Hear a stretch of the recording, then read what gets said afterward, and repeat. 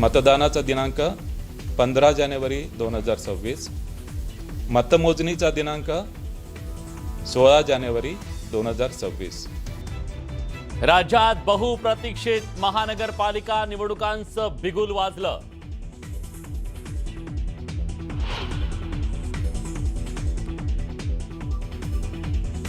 तेवीस डिसेंबर ते 30 डिसेंबर 2025 या काळात अर्ज भरता येणार, तर 2 जानेवारी 2026 ला अर्ज मागे घेता येणार।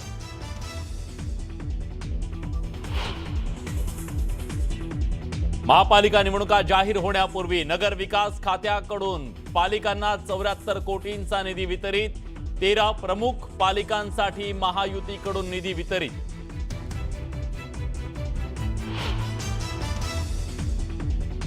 कळव्यात निवडणूक कार्यालयात मनसेची तोडफोड, मतदार यादीच्या मुद्द्यावरून तुफान राडा।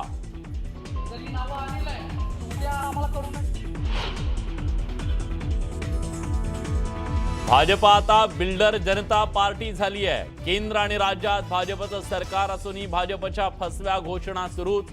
आदित्य ठाकरेंकडून भाजपवर सडकून टीका।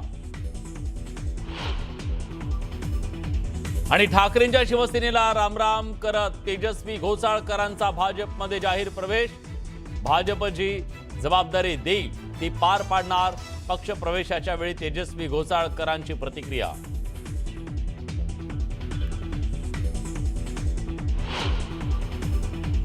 राज्यातल्या बहुप्रतीक्षित अशा महानगरपालिका निवडणुकांचा कार्यक्रम अखेर जाहीर करण्यात आलाय। राज्यात 29 महानगरपालिका, मुंबईसह सर्व महानगरपालिकांसाठी 15 जानेवारीला पालिका निवडणुकीचं मतदान होणार आहे। तर 16 तारखेला असेल निकाल, 16 तारखेला कळेल मुंबईसह राज्यातल्या 29 महानगरपालिकांवर सत्ता नेमकी कुणाची असणार आहे। 25 ते 30 डिसेंबर दरम्यान अर्ज भरण्याची मुदत असणार आहे। 31 डिसेंबरला अर्जांची छाननी होणार आहे। 2 जानेवारी 2026 पर्यंत उमेदवार आपले अर्ज मागे घेऊ शकतात, तर 3 जानेवारीला चिन्ह तसंच अंतिम उमेदवारांची यादी समोर येईल। तर या सगळ्याबद्दल आपण बोलणार आहोत। राज्यातल्या लाखो नव्हे तर कोट्यवधी लोकांना मतदानाचा हक्क आणि त्यांच्या सत्तेच्या बद्दलची सगळी जी गणित आहेत ती पुढच्या काळात मांडली जाणार आहेत। 29 महानगरपालिकाच्या मध्ये ही निवडणूक होत असताना या सगळ्याबद्दल बोलण्यासाठी मान्यवर पाहुणे आपल्यासोबत आहेत।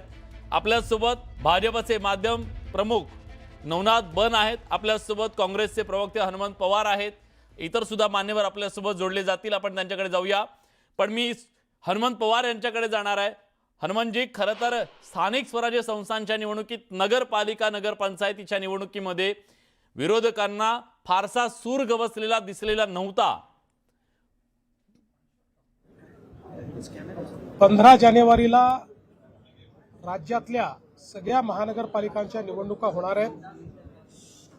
या निर्णयाचं आम्ही स्वागत करतो, कारण राज्यामध्ये स्थानिक स्वराज्य संस्था ही प्रशासकांच्या भरोशावर चालणं ही काही लोकशाहीला अभिप्रेत नव्हतं।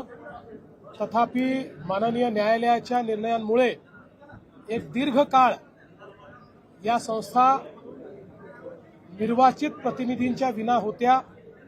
आता पुन्हा या निवडणुका होत आहेत आणि आम्हाला विश्वास आहे की या निवडणुकांमध्ये आमच्या शासनाने केलेलं काम बघता पुन्हा कौल हा आमच्या बाजूने येईल। जनता आम्हाला शहर विकासाची पुन्हा संधी देईल हा मला विश्वास आहे।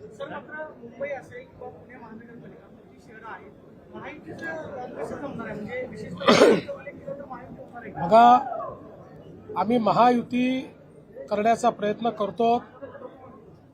जास्तीत जास्त ठिकाणी भाजप आणि शिवसेनेची युती होईल, काही ठिकाणी भाजप शिवसेना राष्ट्रवादी युती होईल, एखाद 2 ठिकाणी भाजपा राष्ट्रवादी युती देखील होताना आपल्याला पाहायला मिळेल।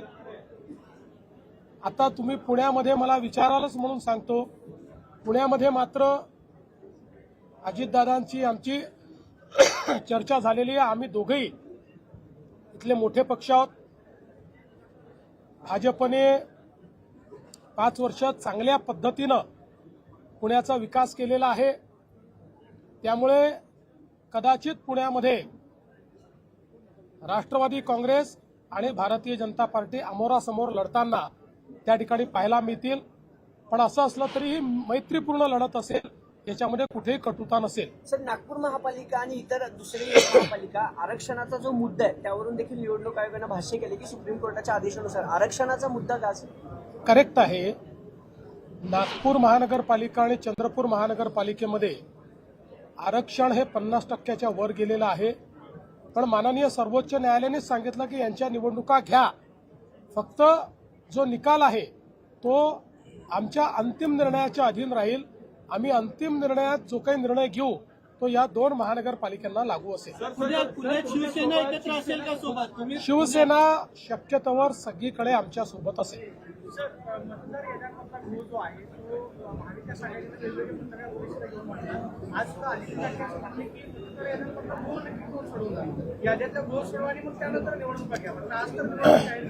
असं आहे की याद्यांमध्ये अनेक ठिकाणी घोळ आहे, हे आम्ही देखील दाखवलेलं आहे.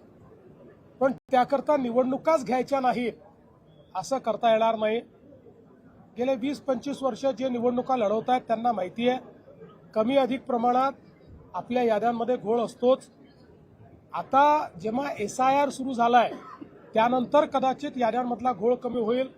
पुढच्या काळात तर माझं मत असं आहे की इलेक्शन कमिशनने आपल्या याद्या ब्लॉकचेनमध्ये टाकाव्या. त्या ब्लॉकचेन पद्धतीनं जर तयार झाल्या तर त्यातला घोळ हा नेहमीकरता संपवता येईल.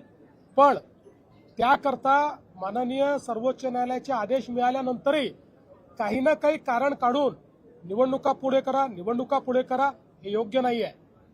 या ठिकाणी स्थानिक स्वराज्य संस्थेमध्ये निवडून आलेले प्रतिनिधी असले पाहिजेत. त्यांच्यासाठी स्थानिक स्वराज्य संस्था असली पाहिजे आणि म्हणून आमची मागणी आहे की या निवडणुका वेळेवरच व्हाव्या. सर, महापालिकेत ठाकरे देखील एकत्र येण्याची शक्यता आहे. दोन्ही ठाकरे एकत्र आले तर भाजपला धोका असेल. इच्छुक आहेत असं म्हटलं जातं. 20 ते 25 नगरसेवक तुमच्याकडे येण्यासाठी इच्छुक आहेत, तर तुम्ही काही इन्कमिंग करणार आहात का या काळात? असं आहे की महाराष्ट्रामध्ये आमच्या पक्षात येण्याची लोकांमध्ये ओढ आहेच.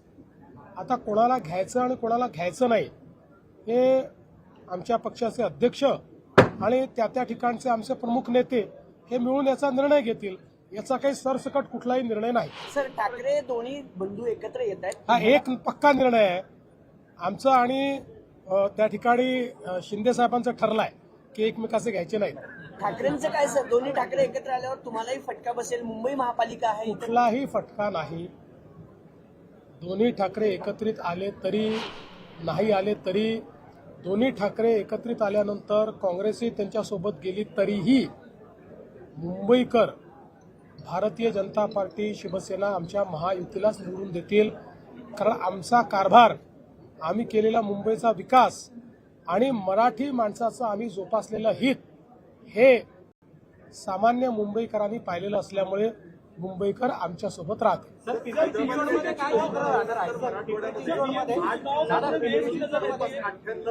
दाखले दिले गेल्याची एक आकडेवारी समोर आहे. तर तुम्ही म्हटलं तसं पूर्ण छाननी होऊनच दाखले दिले जातात.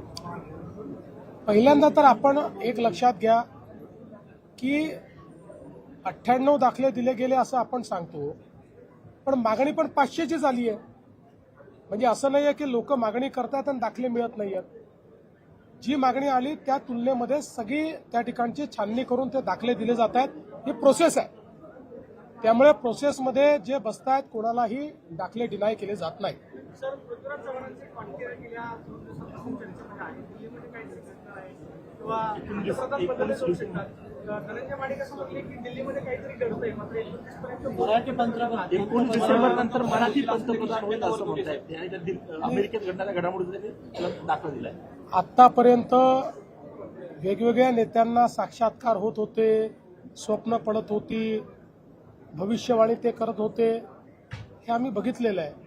पण पृथ्वीराज बाबांसारखा ज्येष्ठ नेता जे महाराष्ट्राचे मुख्यमंत्री राहिले, PMOचे मंत्री राहिले, त्यांनाही असे साक्षात्कार व्हायला लागले तर मात्र निश्चितपणे मला असं वाटतं की त्याच्यामध्ये काहीतरी थोडं काळबेर आहे.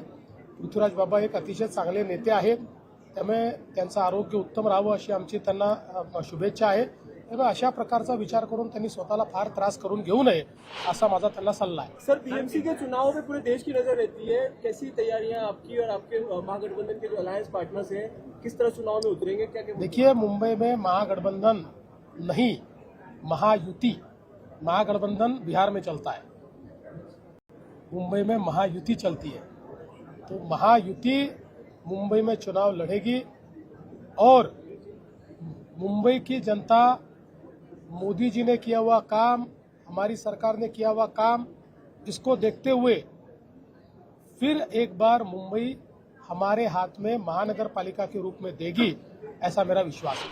ठाण्यामध्ये पण युती होईल का स्वतंत्र? युती होईल ना, आमचा प्रयत्न आहे. ठाण्यात, कल्याण डोंबिवलीत, सगळीकडे,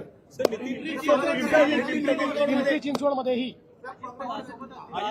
अजित पवार आणि आम्ही पुणे आणि पिंपरी चिंचवडमध्ये एकत्रित लढू शकणार नाही. आम्हाला दोघांनाही एवढं राजकारण समजतं की आम्ही एकत्रित लढलो तर तिसऱ्याचा फायदा होईल, त्यामुळे तिसऱ्याकरता आम्ही जागा ठेवणार नाही. आम्हीच एकमेकाच्या समोर लढू, पण मैत्रीपूर्ण लढू.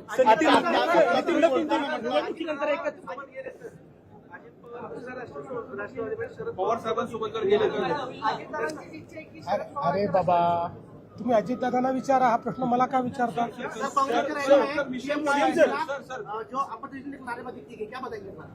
कि उनका फ्रस्ट्रेशन है, जब जनता उनको स्वीकारती नहीं है, जब कांग्रेस को एक ऐसा नेता मिला है जो मैदान छोड़ के भाग जाता है और विदेशों में घूमते रहता है, जब एक ऐसा नेता मिला है जो हाथ में तो संविधान लेता है लेकिन सारी संविधान विरोधी कृतियां वहां पर करते रहता है, तो ऐसे नेता के कारण उनके कार्यकर्ता भी फ्रस्ट्रेटेड है और ये निराशा में इस प्रकार के मूर्खतापूर्ण नारे लगाते हैं. मैं आपको बहुत स्पष्ट रूप से कहता हूं, वो कुछ भी नारे लगाए, वो कुछ भी सपने देखे, जब तक जनता का आशीर्वाद मोदी जी के पीछे है तब तक मोदी जी का बाल भी वो बाका नहीं कर सकते. सर, कार्यकारी अध्यक्ष नितिन नवीन जी पे सर हिंदी में प्लीज. सर पुणे महानगरपालिकेचा मुझे बहुत खुशी है कि श्री नितिन नवीन जैसे एक बहुत ही युवा ऐसे भारतीय जनता पार्टी के कार्यकर्ता को कार्याध्यक्ष के रूप में.